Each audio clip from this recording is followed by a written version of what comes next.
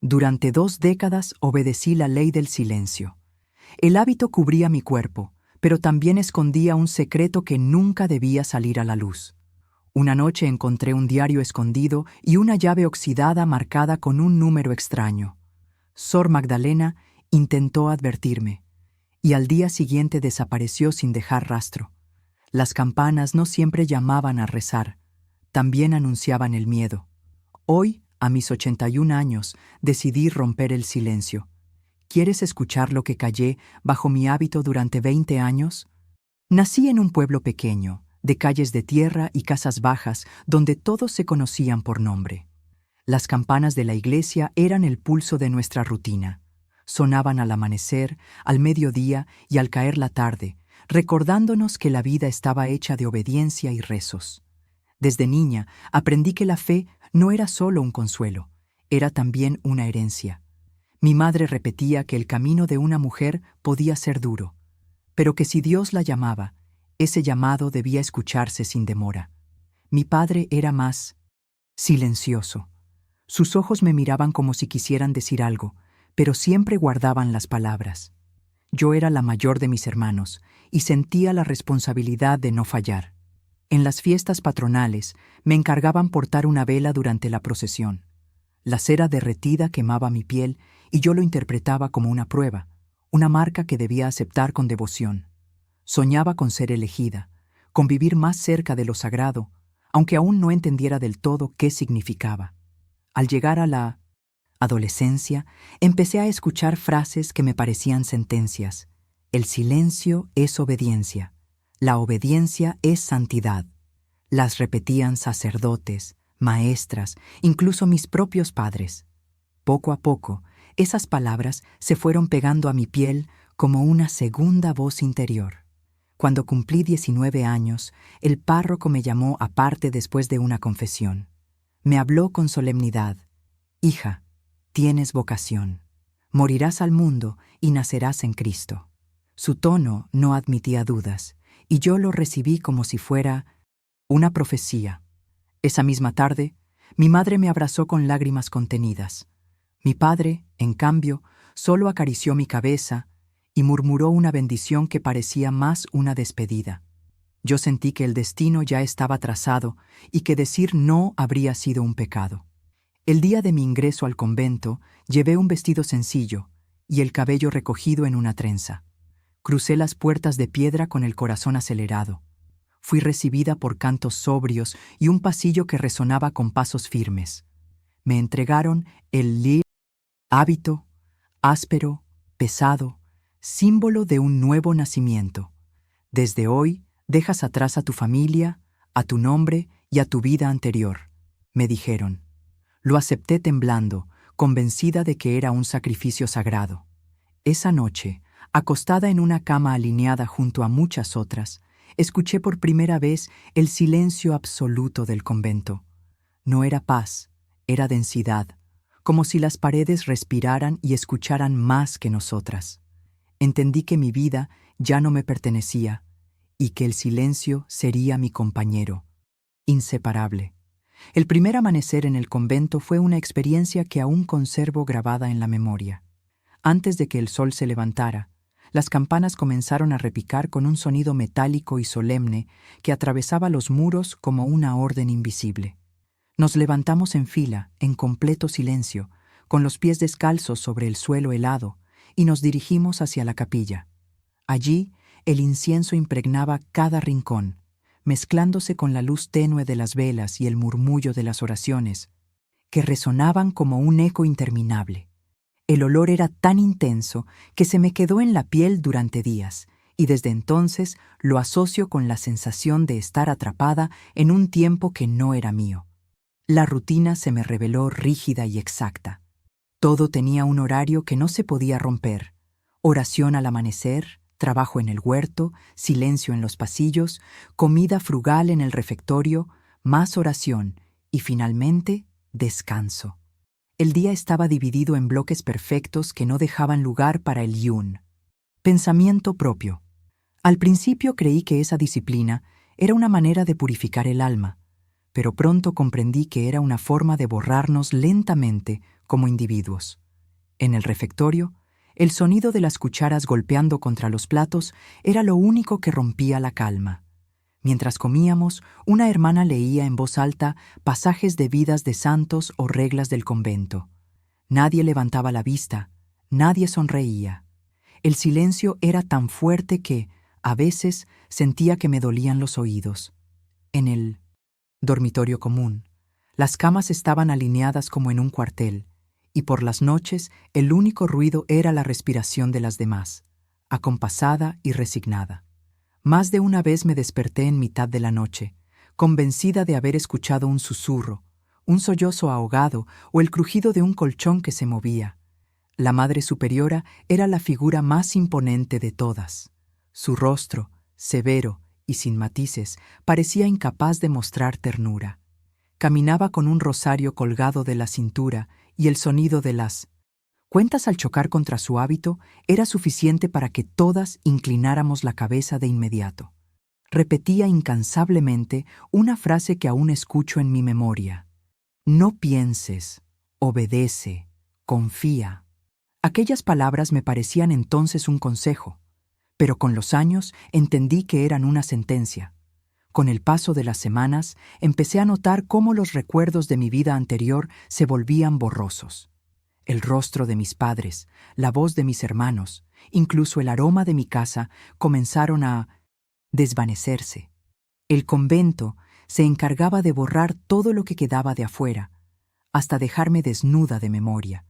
Y aunque intentaba convencerme de que era parte de mi entrega, dentro de mí comenzaba a crecer una inquietud que no sabía nombrar. El tiempo en el convento se medía con la precisión de un reloj invisible. Cada campanada marcaba no solo el inicio de una actividad, sino también el límite de lo permitido. Con los meses me acostumbré a esa obediencia mecánica, aunque algo dentro de mí empezaba a inquietarse. Había detalles que rompían la aparente armonía, miradas furtivas entre hermanas, silencios demasiado prolongados y camas que quedaban vacías sin explicación. Cuando preguntaba, recibía siempre la misma respuesta. Ha sido trasladada a otra casa. Nadie profundizaba, y yo aprendí a callar, aunque el silencio me pesara como una piedra en la garganta. Una tarde de invierno, mientras ayudaba a limpiar la sacristía, descubrí una marca extraña en la pared. Era como si un ladrillo se hubiera movido y luego vuelto a colocarse a la fuerza. Pasé los dedos por encima y sentí un frío distinto, húmedo, que no correspondía al resto de la piedra. Apenas tuve tiempo de retirarme, porque la Madre Superiora apareció de repente en el umbral. Me miró con unos ojos que parecían atravesar mis pensamientos y sin levantar la voz me dijo: «Concéntrese en su tarea, hermana». Obedecí, pero el temblor de mis manos delató mi miedo. Esa noche, mientras todas dormían, Sor Magdalena se acercó a mi cama. Era una de las hermanas mayores, de voz suave y mirada bondadosa, pero esa vez sus ojos estaban llenos de una urgencia que nunca le había visto. Se inclinó y me susurró: «No sigas esa curiosidad, hay puertas que nunca debes abrir». Quise preguntarle a qué se refería, pero ella ya se había alejado, dejándome con el corazón golpeando en el pecho. Al día siguiente, su lugar en el coro estaba vacío. Durante las oraciones nadie mencionó su nombre, y en el dormitorio su cama quedó intacta, perfectamente tendida, como si aún esperara su regreso. Intenté preguntar a otra hermana, pero me respondió con evasivas, bajando la mirada y apretando los labios en un gesto que me heló por dentro. Comprendí que había un acuerdo silencioso que todas respetaban: no nombrar a las que desaparecían. Desde entonces empecé a mirar todo con otros ojos. Las llaves colgadas del cinturón de la ecónoma me parecían símbolos de un poder oculto. Los pasillos oscuros, las puertas cerradas y los murmullos que se apagaban al acercarme formaban un mapa de secretos que el convento protegía con celo. La frase de Sor Magdalena se convirtió en un eco constante en mi mente. Hay puertas que nunca debes abrir. Yo no sabía cuáles eran esas puertas ni qué escondían, pero la advertencia me confirmaba que mis sospechas no eran una ilusión. Algo en esos muros se ocultaba, y yo ya había dado el primer paso hacia él, aunque no pudiera retroceder. El rumor de la desaparición de Sor Magdalena nunca se apagó en mi interior, aunque en el convento todo siguiera como si nada hubiera ocurrido. Las campanas repicaban puntuales, las oraciones se repetían con la misma cadencia, los trabajos en el huerto seguían organizados, pero yo ya no podía mirar nada de la misma manera. Cada rincón me parecía sospechoso, cada silencio demasiado pesado. Había noches en las que me despertaba con la certeza de que alguien estaba de pie junto a mi cama, observándome en la oscuridad. Abría los ojos y no veía a nadie. Solo la sombra del crucifijo proyectada por la luna en la pared. Durante la oración de vísperas, el vacío que dejó Sor Magdalena en el coro era un hueco que se sentía en el aire. Nadie se atrevía a mencionarla, y ese silencio forzado me resultaba más elocuente que cualquier palabra. Me preguntaba cómo era posible que un ser humano desapareciera de repente y que nadie reclamara su ausencia. Intentaba rezar, pero mis labios se movían sin fe. Mi mente estaba atrapada en preguntas que no debía formular. Un día, mientras ordenaba velas en la sacristía, escuché un ruido metálico.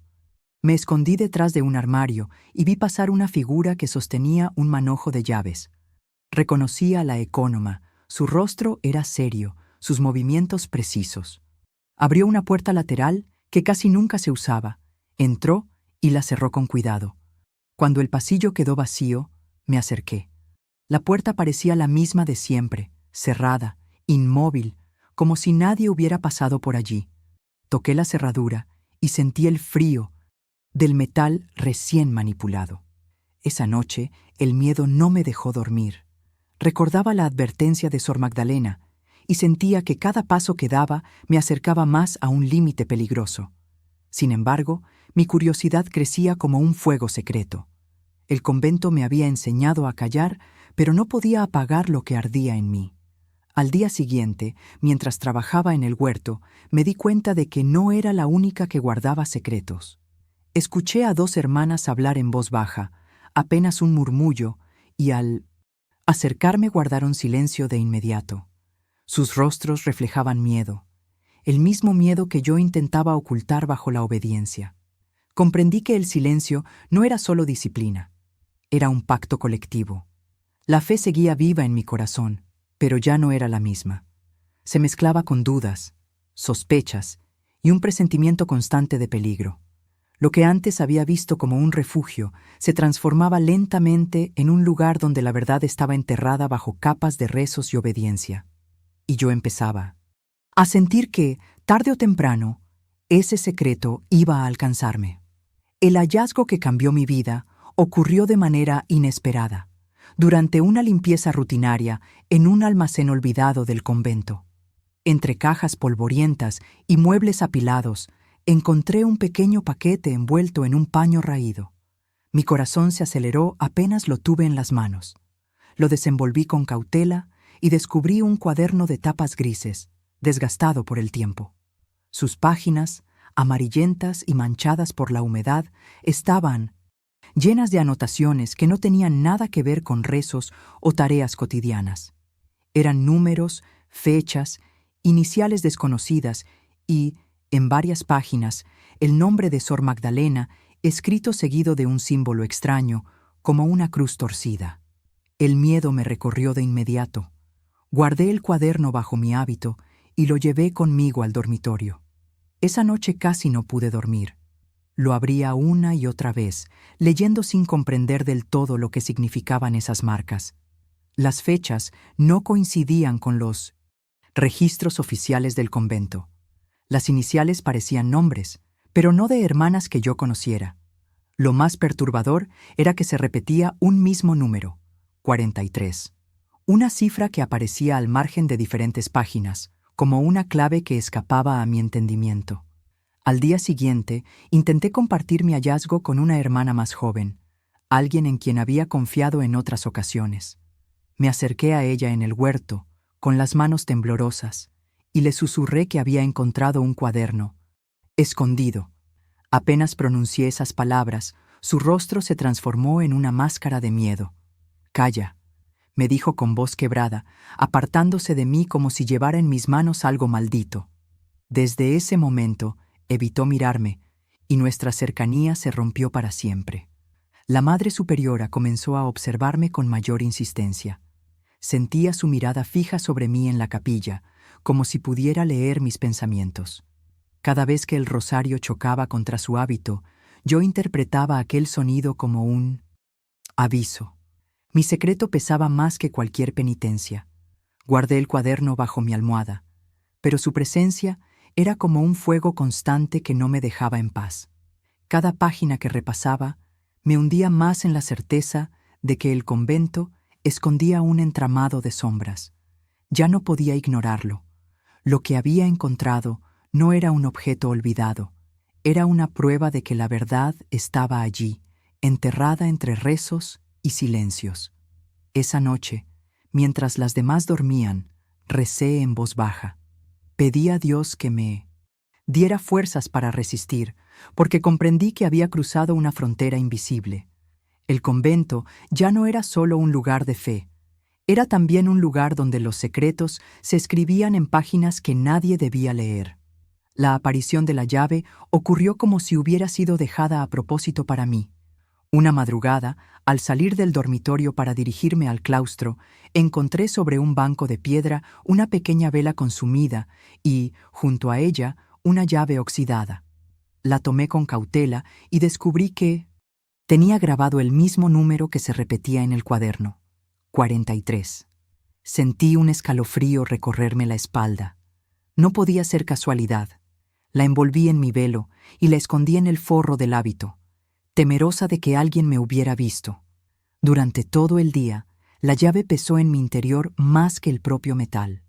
Mientras rezábamos en la capilla, la sentía contra mi pecho como un recordatorio de que ahora llevaba conmigo un nuevo secreto.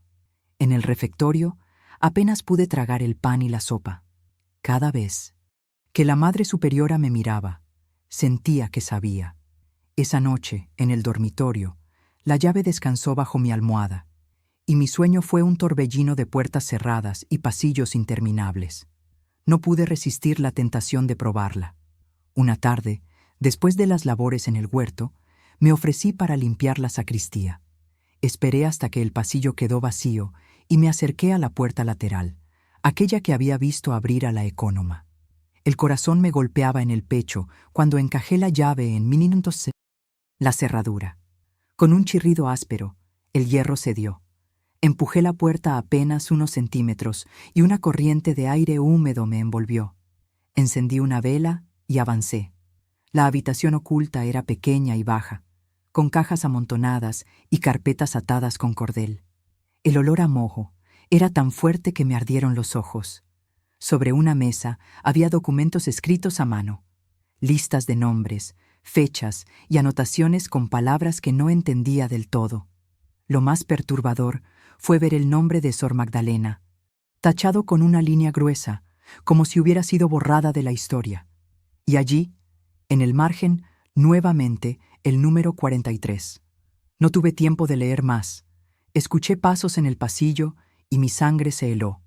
Soplé la vela, cerré la puerta con rapidez y escondí la llave en mi hábito. Permanecí unos segundos pegada a la pared, rezando para que nadie hubiera notado mi ausencia. Aquella noche, recostada en mi cama, comprendí que había tocado un secreto demasiado profundo. Ya no era una sospecha ni una intuición. El convento guardaba registros ocultos, y yo me había convertido en testigo involuntaria de algo que podía costarme la vida. Desde aquella noche, cada rincón del convento se volvió una amenaza. La ecónoma llevaba las llaves con más cuidado, como si supiera que una faltaba de su manojo. La Madre Superiora parecía vigilarme de cerca.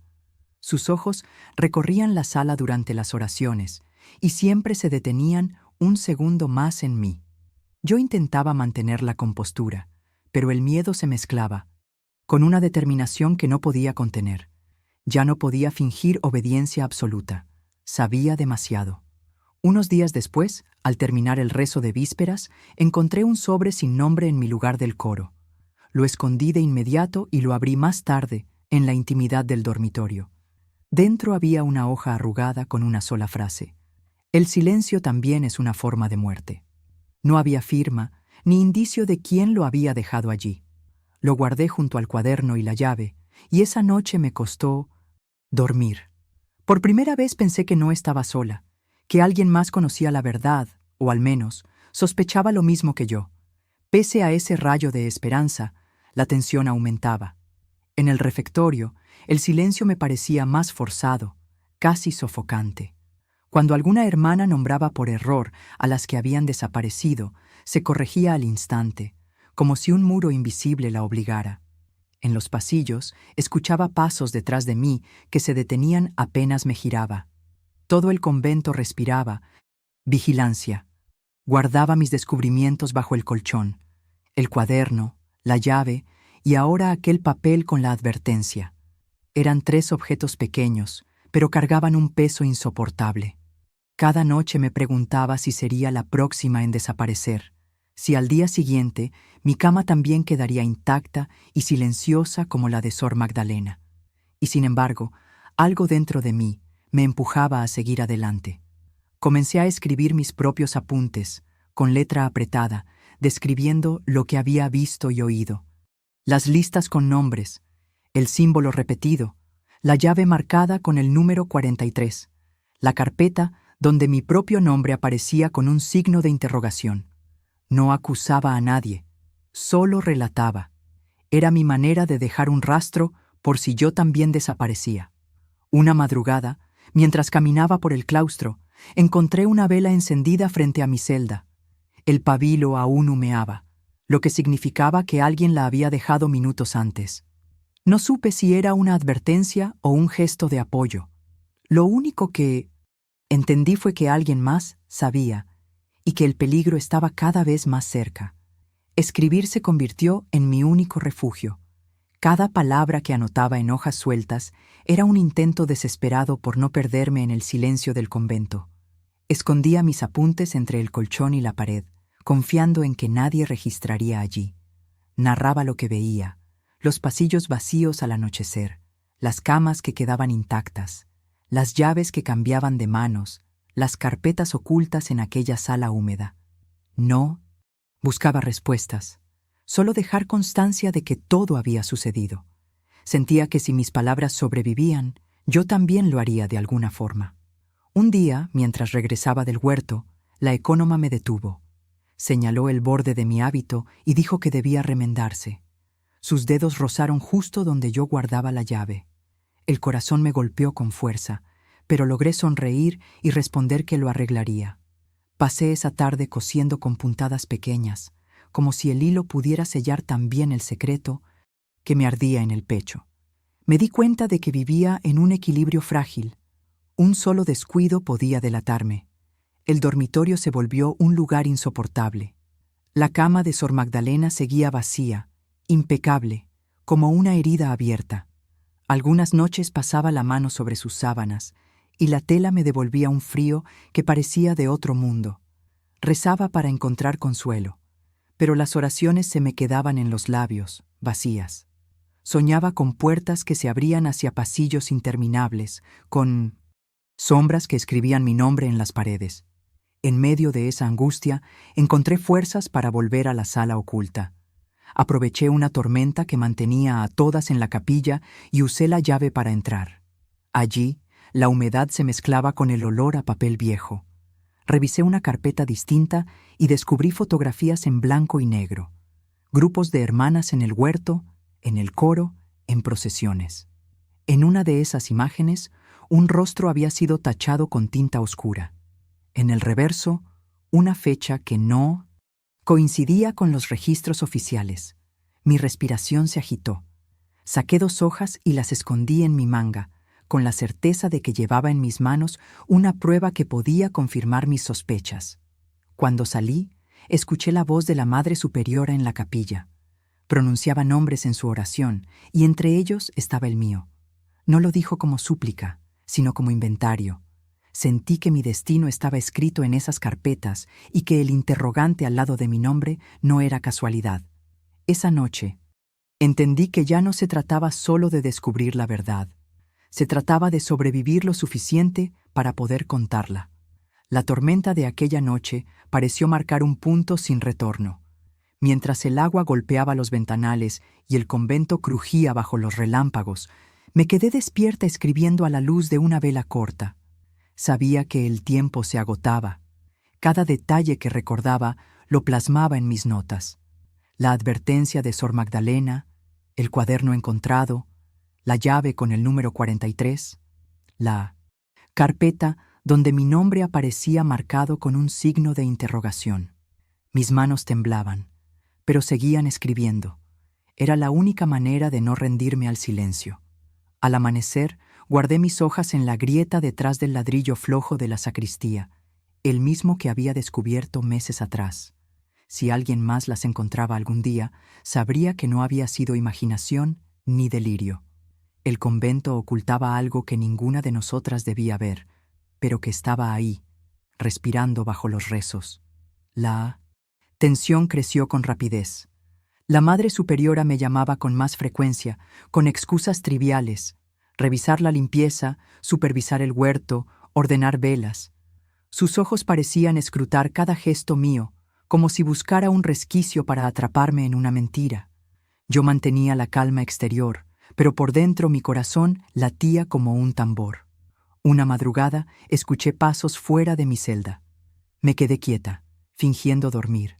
La puerta se abrió con suavidad y vi una silueta que colocó otra vela, encendida junto a mi cama. Cuando se marchó, me incorporé. La cera chorreaba todavía, fresca. No supe si era una advertencia o un signo de complicidad, pero entendí que estaba siendo observada más de lo que imaginaba. Aquel día, mientras trabajábamos en la cocina, me atreví a susurrar a una hermana mayor sobre mis sospechas. Su rostro se endureció de inmediato. «Hija, no nombres lo que no puedes cambiar», me dijo, y apartó la mirada. Ese rechazo confirmó lo que temía. Todas sabían, pero nadie se atrevía a hablar. La fe seguía viva en mí, pero ya no era la misma. Había dejado de ser un refugio para convertirse en un campo de batalla interior. Quería creer en Dios, pero dudaba de los hombres que decían representarlo. Quería confiar en las reglas, pero las reglas se habían convertido en cadenas, y mientras tanto, la verdad seguía latiendo bajo las piedras del convento, esperando el momento de salir a la luz. Esa noche, mientras me arrodillaba en la capilla, supe que debía decidir: callar, para siempre, o arriesgarme a hablar, aunque el precio fuera quedar borrada como Sor Magdalena. La decisión de hablar no llegó de golpe, sino como una brasa que se fue encendiendo dentro de mí. Cada página escrita, cada vela encendida frente a mi celda, cada mirada esquiva de las hermanas me empujaba hacia un mismo destino: romper el silencio. Sabía que al hacerlo me exponía a lo mismo que había sucedido con Sor Magdalena y con las demás cuyos nombres aparecían tachados en aquellas carpetas, ocultas. Pero también entendía que, si callaba, me convertiría en cómplice de un sistema que había aprendido a disfrazar la obediencia como fe. Una mañana, mientras las demás trabajaban en el huerto, me quedé sola en la sacristía. Abrí la grieta del ladrillo flojo y saqué mis apuntes, el cuaderno y la llave. Los envolví en un paño y los escondí en un rincón más profundo, convencida de que alguien, algún día, los encontraría. Era mi manera de dejar testimonio, de asegurarme de que la verdad no moriría conmigo. Mientras los guardaba, sentí que liberaba una parte del peso que me había oprimido durante años. Esa noche, durante la oración, levanté la voz por encima del coro. Mis palabras no fueron un grito, pero resonaron con firmeza. El silencio no nos protege, hermanas, nos mata lentamente. Un murmullo recorrió la capilla. La Madre Superiora me miró con frialdad, pero no dijo nada. En su rostro leí la amenaza, pero también la certeza de que ya era demasiado tarde para callarme. Desde mí no me siempre. Entonces, viví con la conciencia de que podía desaparecer en cualquier momento. Cada amanecer lo agradecía como si fuera el último. No sé si mi decisión fue un acto de valentía o de desesperación, pero me aferré a la idea de que Dios no habita en las paredes ni en las reglas escritas por hombres. Dios estaba en el gesto de Sor Magdalena al advertirme, en las lágrimas de mi madre el día de mi ingreso, en cada palabra que conseguí escribir antes de que fuera tarde. Hoy, a mis 81 años, ya, lejos de esos muros, he decidido contarlo todo, no para acusar, sino para liberar mi voz de las cadenas del miedo. El hábito cubrió mi cuerpo, pero nunca logró cubrir del todo lo que mis ojos vieron ni lo que mi corazón sufrió. Si estas palabras llegan a ti, no las tomes como un escándalo, sino como un testimonio, porque sobreviví y hablar es la forma más verdadera de mi fe.